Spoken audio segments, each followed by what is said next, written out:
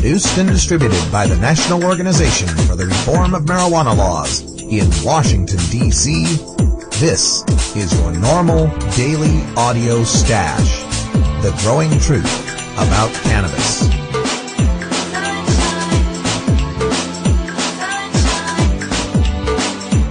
Welcome to the most popular podcast regarding marijuana in all of America and all the world, featuring interviews with scientists, politicians, doctors, prohibition policy activists, regular cannabis consumers, musicians, artists, and NORML staff and NORML's board of directors, along with music and comedy no other podcast can offer.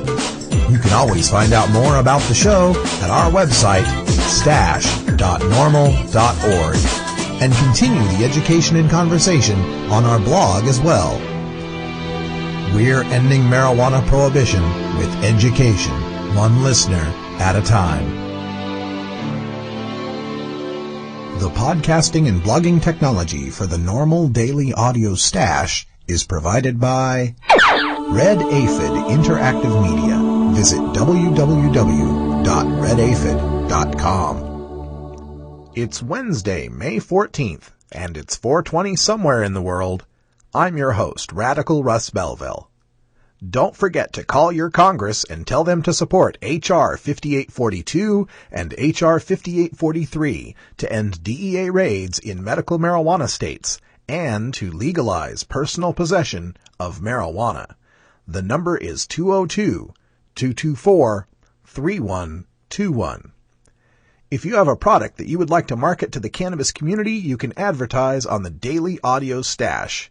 To advertise with us, just send us an email at stash@norml.org. Wednesday is Cannabis Science Day on the Stash, and coming up after the news, we're joined as always by Dr. Mitch Earlywine from the State University of New York at Albany. Dr. Mitch is here to talk about the latest quack science report making the rounds, courtesy of the drug czar, the idea that heavy marijuana use leads to teen depression. Cannabis Carry brings us our musical break this hump day with some Hawaiian hip-hop from a group called Amphibious Tongues, voted by the staff of the Daily Audio Stash as our favorite new band name. Their song is a relaxing beach number called Smoke That Feelin'. Ah, Pakalolo and a white sand beach. Then we're speaking with Dr. Melanie Dreyer, a researcher at the Rush University Medical Center in Chicago, Illinois. Dr. Dreyer led one of the most definitive studies on the effects of cannabis smoking on pregnant women and their children. We'll ask her about American courts in the news lately that have convicted new mothers of child abuse when their babies test positive for marijuana. Don't forget that it's not too late to enter our latest Pass the Stash contest. You could win a free DVD from Suburban Noise Records rappers King Spade. Stay tuned for details later in the podcast. So welcome to the show. Load up your George W. Bong and sit back with your favorite strain. This is your NORML Daily Audio Stash.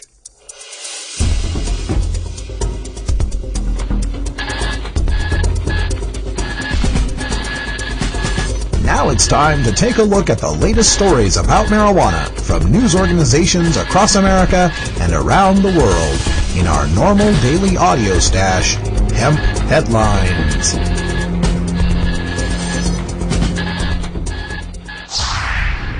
Senator Barack Obama in Oregon says he will base medical marijuana policy on, quote, sound science, end quote.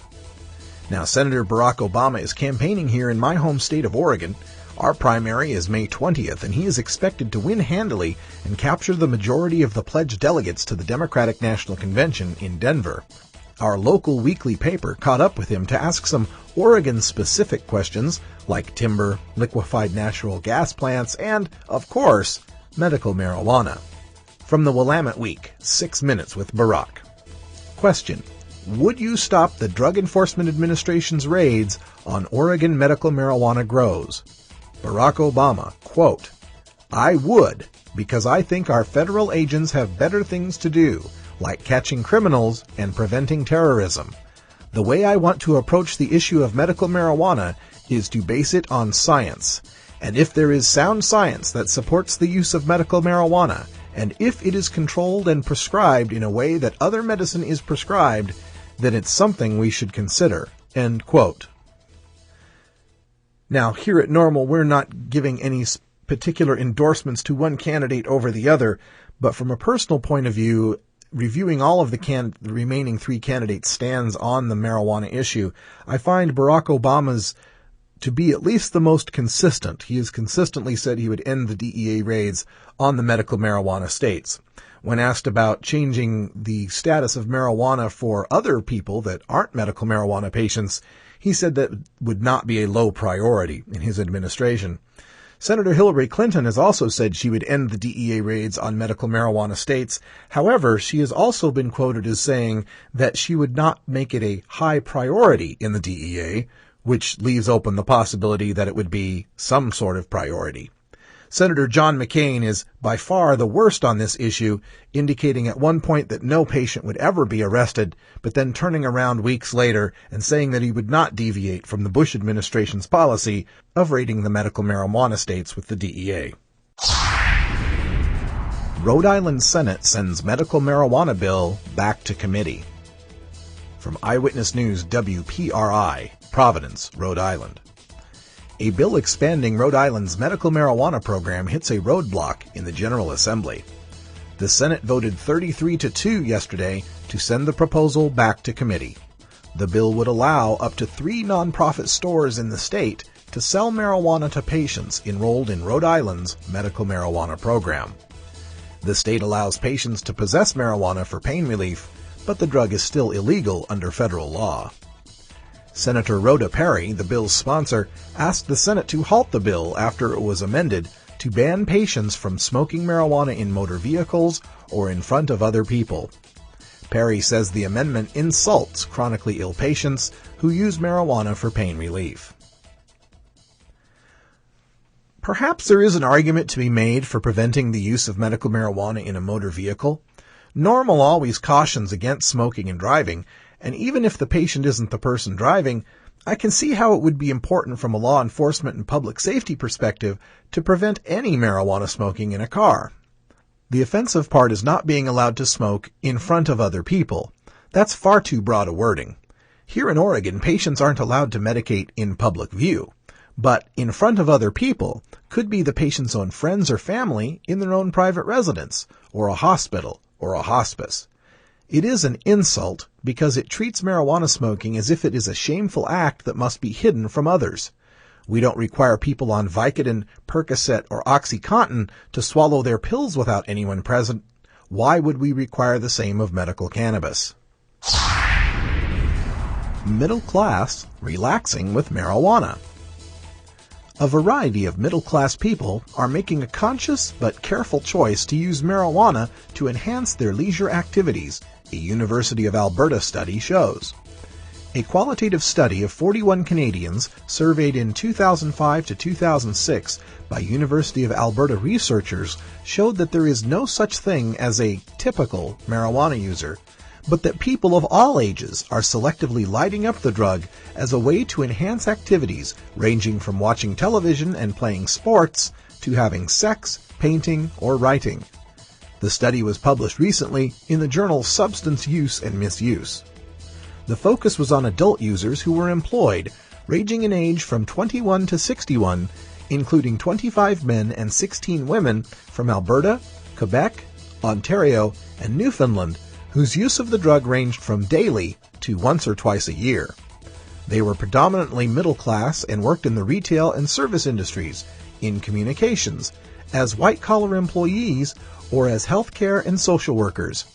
As well, 68% of the users held post-secondary degrees, while another 11 survey participants had earned their high school diplomas. The study also found that the participants considered themselves responsible users of the drug, defined by moderate use in an appropriate social setting and not allowing it to cause harm to others.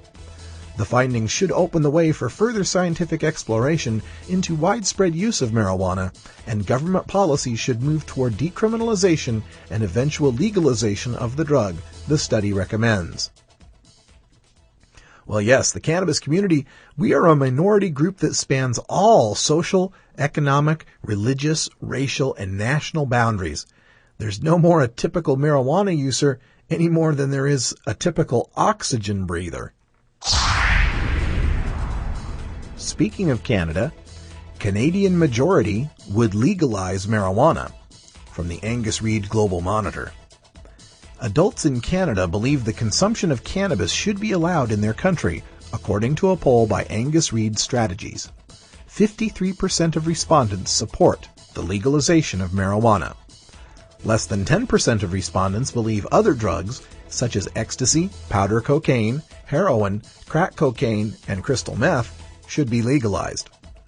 In July 2002, Canada became the first nation in the world to regulate the consumption of cannabis for medical reasons. In the 2004 federal election, the Marijuana Party, which seeks the outright legalization of the substance, received 0.3% of the popular vote. In November 2004, the Canadian federal government, headed at the time by Liberal Prime Minister Paul Martin, reintroduced a controversial bill that sought alternate penalty frameworks for the possession of small amounts of marijuana. The bill, which would have allowed any person caught with 15 grams of the drug or less to face fines instead of criminal charges, was never put to a vote in the House of Commons. I believe we are close to reaching the tipping point where a majority of North Americans favor the legalization, or at least decriminalization, of marijuana. It looks like Canada is there already, and I know we're close to that here on the West Coast. Soon, as more stalwart drug warriors are swept out of Congress and state houses in the upcoming election, I believe that younger, more liberal officials will take their place. As our representatives begin to match the population that has come of age with legal medical marijuana and a more relaxed cultural attitude toward cannabis, I believe that we will see the end of adult marijuana prohibition in my lifetime.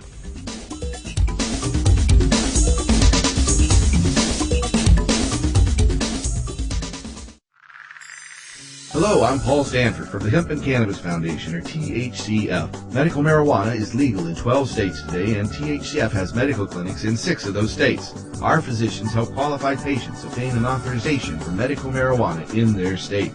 Patients are eligible for medical marijuana with a history of either severe chronic pain and or nausea, cancer, AIDS or HIV, hepatitis, glaucoma, seizure disorders like epilepsy, chronic muscle spasms as in multiple sclerosis or asthma, neurodegenerative diseases such as Alzheimer's, and gastrointestinal disorders like IBS or Crohn's disease. If you or someone you know has one of these conditions, our doctors will help them obtain a permit for medical marijuana.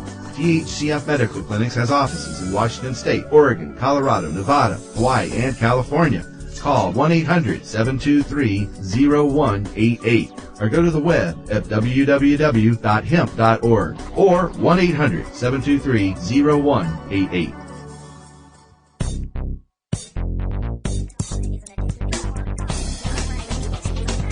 Who is telling you the truth about marijuana?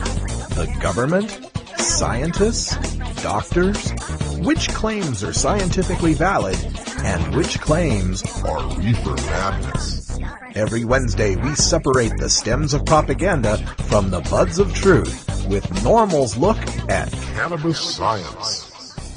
Once again, we're joined by Dr. Mitch Earlywine, who's an associate professor of psychology at the State University of New York at Albany. Dr. Earlywine, welcome back to the Stash. Great to be on the show. Well, goodness, we got some really bad news we're going to have to tell everybody about. Apparently, the federal government is telling us that the teen use of pot can lead to mental illness. It appears that it's crossed over the pond, hasn't it? It's hilarious how quickly this came out right after the change in classification over in Britain.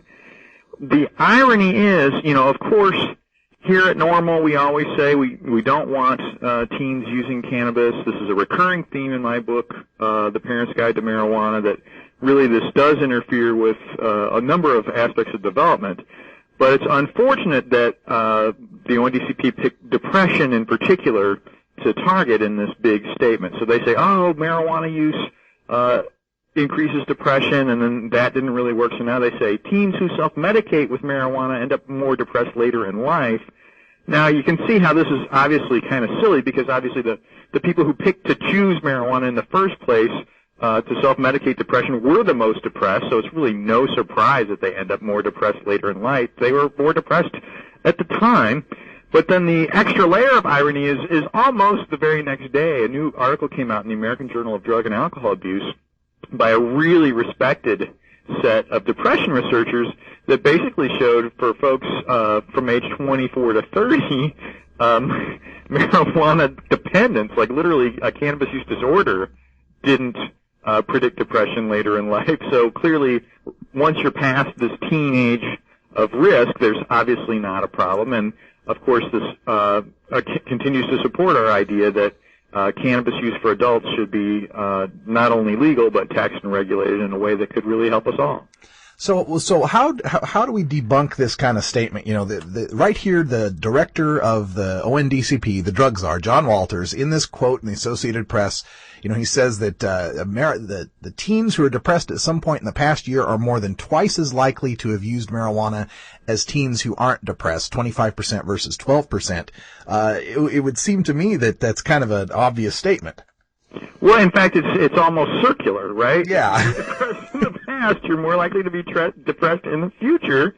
The fact that, you know, in an attempt to self-medicate, you happen to turn to marijuana is probably what any teen would do first before, you know, trying to get into therapy or talk to their parents or members of clergy or things like that. I think the thing to do in this case, because the drug czar and I are on the same side on this one, we don't want to see teens get sucked into some depressive situation where they're using cannabis in a way that's not at all going to be helpful, is to encourage folks to recognize depression in teens. And what is it? Well, everybody gets down once in a while, but we're talking about a serious, you know, a week or two of really horrible mood, problems with sleep, loss of appetite, an inability to move fast. It seems like it's hard to make decisions. You know, talking real clinical depression here. And the thing that people don't seem to understand is you don't have to go to your general practitioner and get a medication. You can actually go see a therapist, and in as little as 3 months of once-a-week sessions, really, you know, doing your homework and going out there and paying attention to the way you spend your time and the way you see the world, depression can kick really, really easily. It's one of the things that we're really good at, particularly with just the talk treatments. I get disappointed sometimes when people go to their general practitioners and they get an antidepressant, and of course it doesn't work on its own because you still have all the problems and all the perspectives and all the things you're doing in your life that are kind of a bum out anyway. This is a big opportunity to say also, what do I do in my day? And what a surprise if every day is eating Cheetos and watching videos and nothing else fun. It really does turn into kind of a depressing sort of situation. But if you've got books to read and places to go and places you want to run and a little exercise to do and some other interest and hanging out with people who are nice, suddenly you find your day is filled with more pleasant activities. And a lot of times that's all it takes to really turn things around. Oh, gee, now I've got a day to look forward to. I know I'm going to do something fun, and things really lift. Obviously, it's never that simple if you're truly clinically depressed, but this is markedly better than seeing folks 14, 15, 16 turn into cannabis in a way that's really going to be depressing. So it seems to me like there's just too much oversimplification on both sides of it. We can't say that there's a pharmacological cause of depression any more than there's a simple pharmacological solution for depression. That's exactly the case. And here we have, you know, some good longitudinal data suggesting that, in fact, marijuana use isn't what leads to depression. It's pretty obvious that these are depressed kids who are turning to marijuana, and then it's really no surprise that they do end up depressed later in life. They were more likely to be depressed in the first place. The funny thing, too, Russ, is that big schizophrenia meta-analysis where we heard over and over again all this stuff about longitudinal data on marijuana predicting psychosis. That same paper reviewed studies of marijuana and depression and came to the conclusion that there really wasn't much of a link.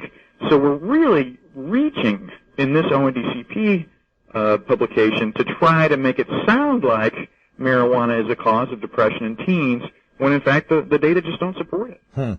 Now, moving away from talking about specifically the teenagers, in California, there's a medical marijuana state where they do recognize the medical use of marijuana for things like post-traumatic stress and anxiety and to some extent depression.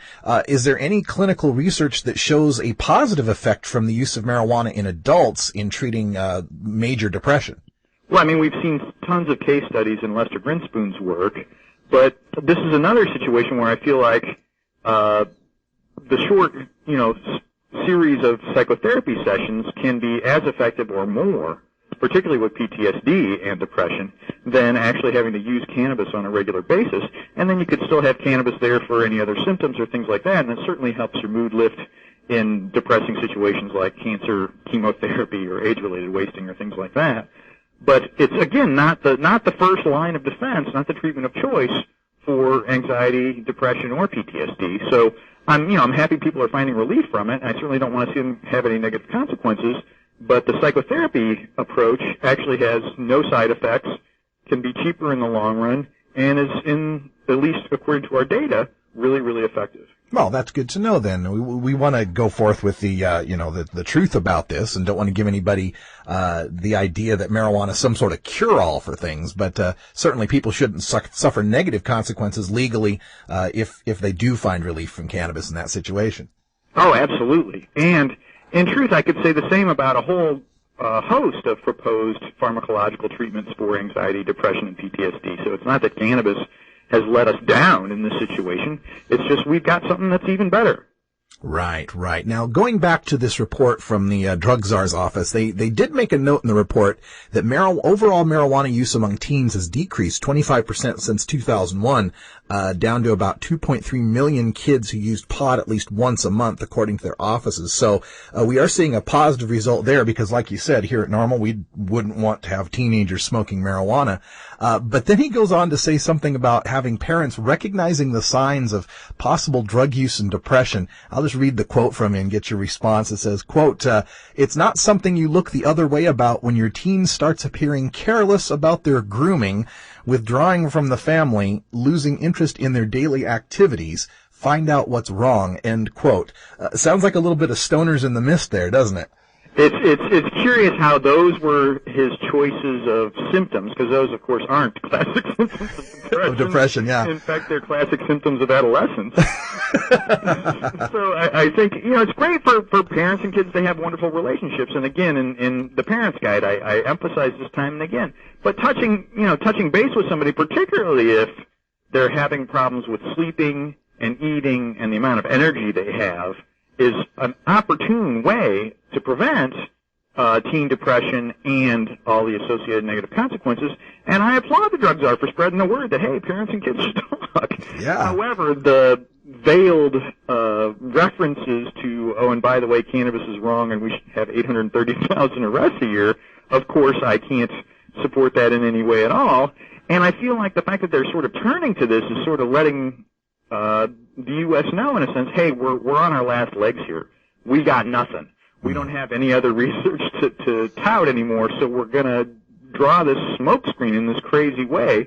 And by all means, I'm all for public service announcements on decreasing teen depression and decreasing teen drug use, but let's not veil it in this anti-cannabis rhetoric that's going to, in a sense, alienate some of those very teens who we want to reach the most. Absolutely. Now, there's one other portion to this report where they talk about the teen use of pot leading to dependency. John Walters says, quote, "Marijuana is a more consequential substance of abuse than our culture has treated it in the last 20 years. This is not just youthful experimentation that they'll get over as we used to think in the past," end quote. So it's back to that addiction and dependency idea. There are small but significant correlations between age of first use and developing cannabis dependence. They're small, but they're real. I think this is a little alarmist, particularly in the reference to, oh, today's pot is stronger kind of thing, because in fact, literally a couple of million teens have experimented with cannabis and aren't dependent. It looks like there may be some biases against teens in the diagnosis of dependence, which is another set of issues, but in truth, I feel like this is a valid critique. It's like, hey guys, for one thing, you really shouldn't smoke pot now because you're more likely to develop troubles with it later in life. In some sense, that's really true, and so by all means, let's spread the word that way. Using this as a justification to, arrest folks, however, really doesn't qualify. So it's not necessarily that the pot has changed from 20 years ago. It's that our recognition that the early use of the pot is the bad thing.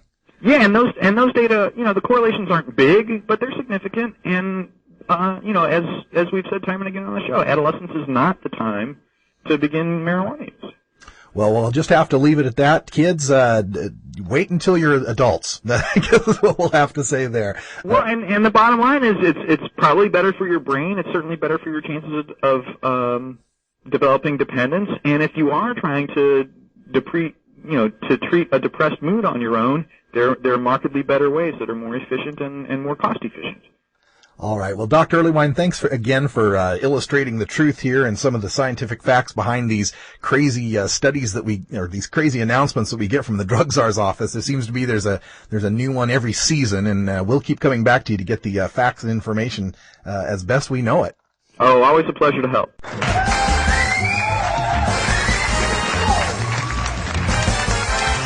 Now it's time to play Pass the Stash, where you can win cool prizes from NORML. Hey Stashers, it's time for another great Pass the Stash contest.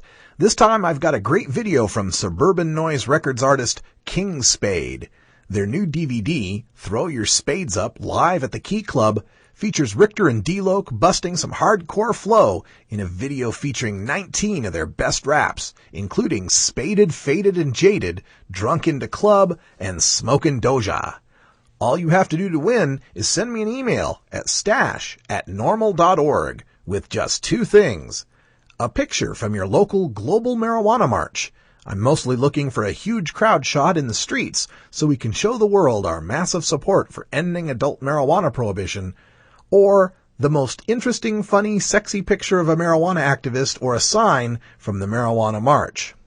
And one of the most creative chants you use during the Marijuana March. For example, hey, hey, ho, ho, prohibition's got to go, or I smoke pot and I like it a lot, but something newer and more creative. That's it. Just a picture and a chant. However, don't send me links to pictures stored at PhotoBucket or Flickr. I don't have time to scan through them all and recopy them. Just attach a few pictures as a JPEG and send it to stash@normal.org. I'll announce the winner this Friday, and you'll receive your DVD copy of King Spade in the mail. So thanks for listening, and thanks for playing Pass the Stash. It's tough talking to kids about marijuana, especially if you might be a parent who dabbled a time or two in your youth. So to help you out, get your copy of Dr. Mitch Earlywine's latest book, A Parent's Guide to Marijuana. Dr. Earlywine is an associate professor of psychology at the State University of New York at Albany and an expert on the studies concerning marijuana, its effect on health and society, and the methodology behind the statistics. He is a frequent guest here on our daily audio stash. Dr. Earlywine lays it all out without the propaganda and scare tactics that parents know won't work with teenagers. He presents a rational understanding of cannabis, what it is and what it isn't, and why kids shouldn't be using marijuana. You can order today through Amazon.com or check our links at our blog, stash.normal.org.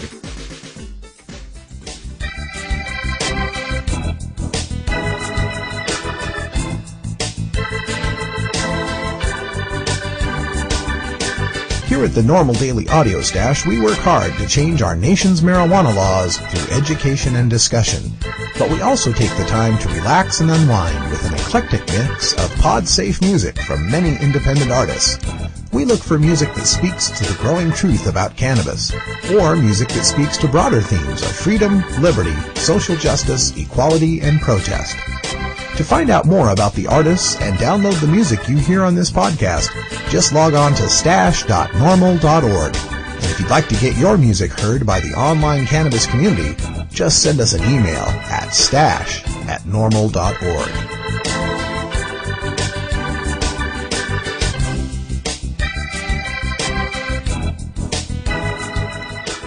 Welcome to Hump Day on your Daily Stash. Today we have the Amphibious Tongues with their feel-good track, Smoke That Feelin'. Maybe it's because the Amphibious Tongues are from Hawaii, but this hip-hop track is as relaxing as indica on a white sand beach. Or maybe it's because this group has 2 J's, and 2 J's are always better than one. Founded by Bo Sun, Quest Eons, Doc Platypus, and welcoming turntablists Paz S1 and Jai Freedom Lewis, with DJ J Peacepipe and One Chef Strum, these guys groove just as much as they rhyme. I love the vibe that the Tongues lay down on this track. It is the perfect song to groove us through the week. This is one you'll want to add to your basement party mixtape. Mahalo and aloha. Make sure you check out our website at stash.normal.org, where you can get more information about the amphibious tongues and a download of this MP3. This is Amphibious Tongues with Smoke That Feelin'.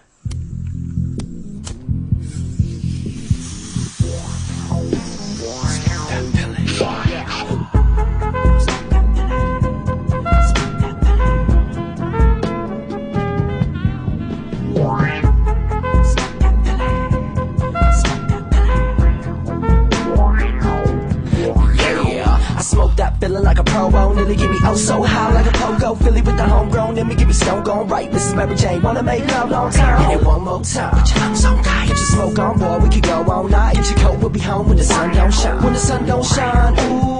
Master of the ceremony, better roll the bolo to the show where they're gonna know me. Where the flow don't flow till they go and hold me up close to the soul, cause I'm oh so holy. Gone with the rhythm when I'm in the boat chillin'. So down, what now? Fill 'em up, Billy. Get your swimming trunks till we don't blow. Pill it, pop on the song, give it love, don't kill it. We just chillin'. Touch that ceiling. Smoke that feeling. When we high, believe we gon' ride out.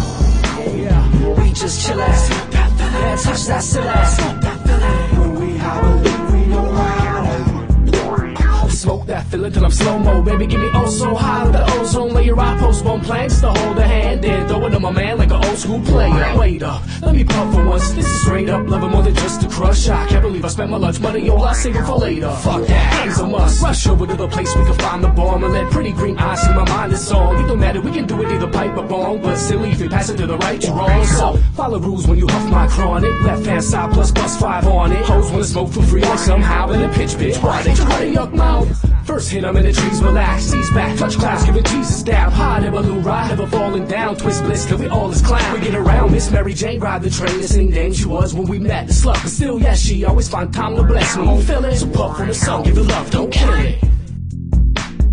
Puff on the sun, give it love, don't kill it. Puff on the sun, give it love, don't kill it. We just chillin', smoke that feeling, touch that ceiling, smoke that feeling. When we high, believe we gon' ride out. We just chillin', smoke that feeling, yeah, touch that ceiling, smoke that feeling. When we high, believe we gon' ride out. Right out to the beat like I'm all up in the pinto. Back pull the seat with the mouth full of bento. Down to the street with a big hoe heat and I'm paranoid. Everyone be complete so they pass on by.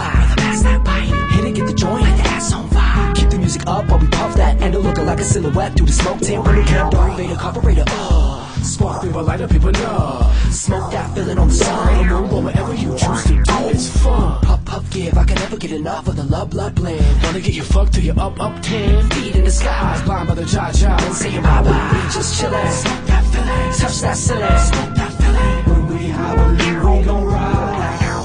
Yeah. We just chillin'. Smoke that feeling. Yeah, touch that ceiling. Smoke that feeling. When we high, believe we gon' ride out. When we high, believe we gon' ride out.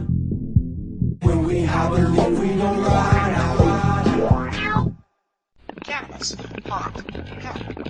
Just say no. No matter what you call it, it's a huge part of popular culture. Where'd you learn that, Cheech? Drug school. You don't need weed school. You just need a copy of the new book, Pot Culture, the A to Z Guide to Stoner Language and Life. Hey, this is great, man. Even if you never smoked marijuana. I never used marijuana. Sorry. Don't think you smoked marijuana. I experimented with marijuana a time or two and didn't inhale. Or you used to smoke marijuana. I inhaled frequently.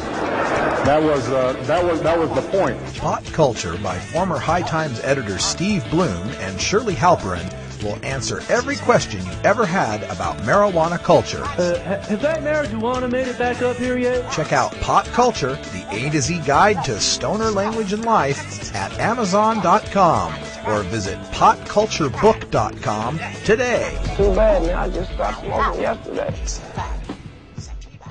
All right, we're very happy to be joined now by Dr. Melanie Dreyer, who's from the Rush University Medical Center in Chicago, Illinois. And Dr. Dreyer is also an expert, having done some studies on the prenatal exposure to cannabis in women. So we brought her along to talk about that. So, Dr. Dreyer, thank you for joining us on the show. You're welcome. Now, let's tell people a little bit about your research. You researched in Jamaica, is that correct?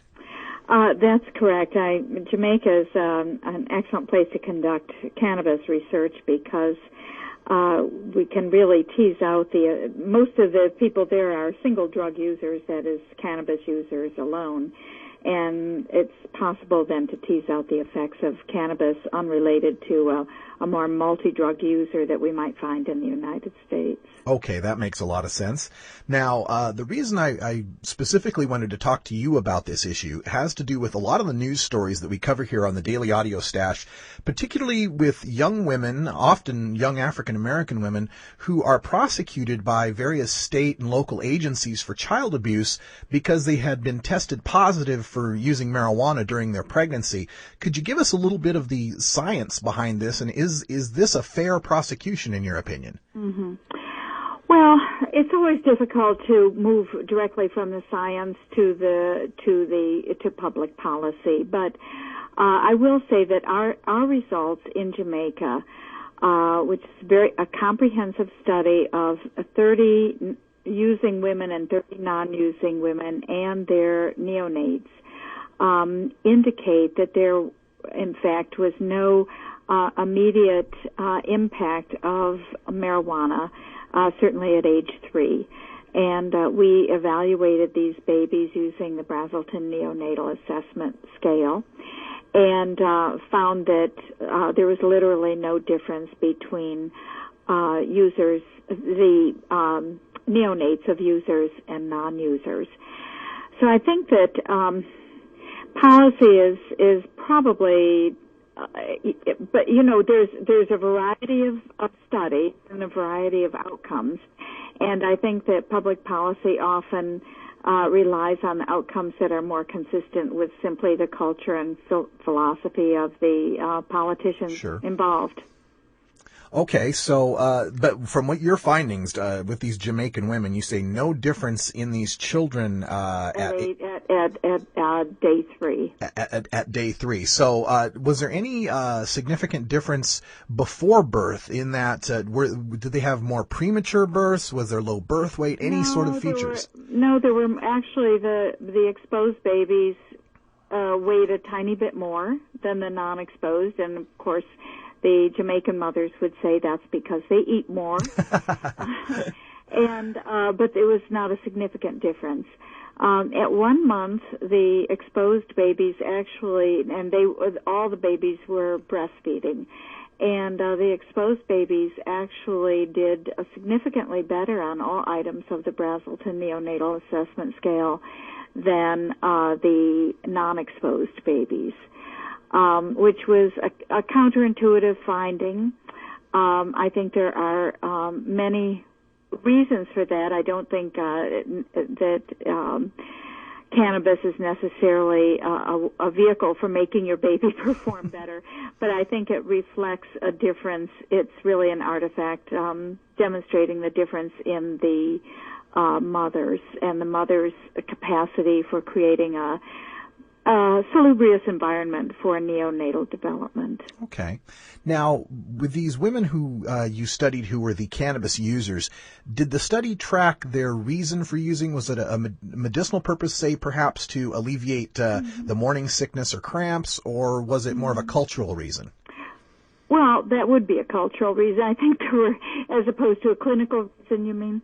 I think that there were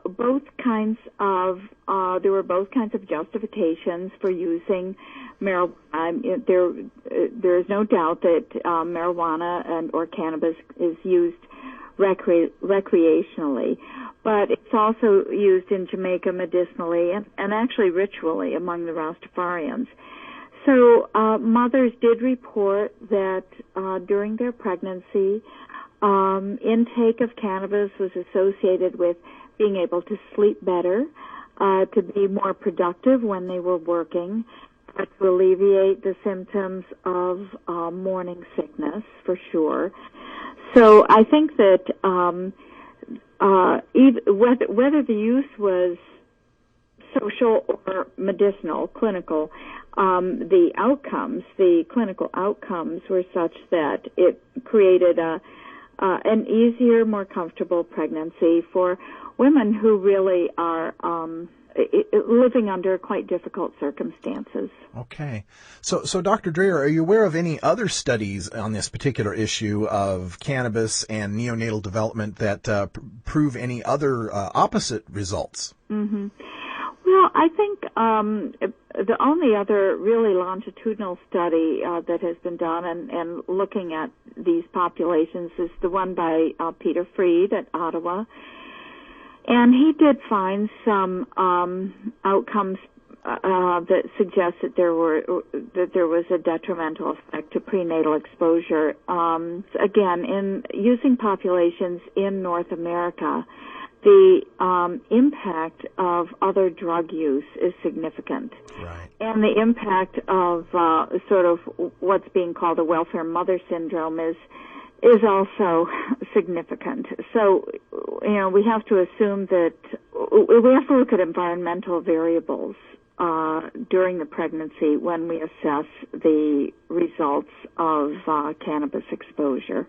Well, then it sounds to me as if your study involving the Jamaican women is probably a better study to go off of, considering that you'd be able to control for those sort of events. Mm-hmm. Well, I mean, I like to think it's better.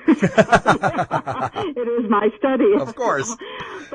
But I do think we, not only were we able to control for marijuana exposure and eliminate the potential confounding effects of other drugs, but we also studied it in a culture in which cannabis use does not have the political and social negative sanction that it does in the United States.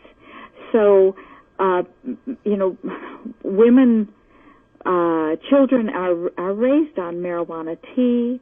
It's considered a very effective medicine, and of course now we're beginning to understand the medical value of cannabis. It's the only reason that it's against the law in Jamaica is because basically it's against the law here. Right. But its widespread use has many functions and is not considered a drug in the sense that we consider cannabis a drug in this country. So the social impacts then of the stigma involved with cannabis here in the United States might have some effect then on trying to determine these actual effects. Right. Sure. It's the context and the setting. I do think that it's not to say that there aren't social rules for use of cannabis. People realize in Jamaica that this is a very powerful, very effective substance. You don't see young children smoking. I mean, there are rules inhibiting and guiding the use of cannabis. And in a way, by having it in widespread use, it's allowed those social rules to develop, which in fact create a better climate for marijuana use than in this country where it's all underground and not subject to the kind of social rules that would develop if it were a more commonly accepted substance. Right. It sounds to me as if the harm that pregnant women have to fear from the use of cannabis in the United States is really more a subject of its prohibition and the lack of cultural controls. Mm-hmm. Mm-hmm. Well, I think that's true, and I'm frequently called by lawyers who are in the midst of defending one of these cases, or I have even been called by women who are adopting a baby and have found out that the mother, just as they're ready to move forward with the adoption, that the birth mother used cannabis during pregnancy and are wondering whether, in fact, they should actually adopt. And it's that kind of negative publicity and sanction that I think is really damaging, and it's too bad. Yeah, it really is a shame. Well, Dr. Dreher, thank you for joining us here on the Daily Audio Stash. Dr. Dreher is with the Rush University Medical Center in Chicago, Illinois, and the author of the Jamaican study that showed no harm for neonatal development or the childhood development of these kids in Jamaica. So that's a good thing to know. Thank you for downloading the NORML Daily Audio Stash, the growing truth about cannabis. We are produced by the National Organization for the Reform of Marijuana Laws in Washington, D.C. Our executive producer is Alan St. Pierre. Our deputy director is Paul Armentano. Our webmaster is Brian Judy. And web production is provided by Red Aphid Interactive Media. As always, you can catch up on the latest information about marijuana at www.norml.org. And you can interact and download from our Audio Stash blog at stash.norml.org.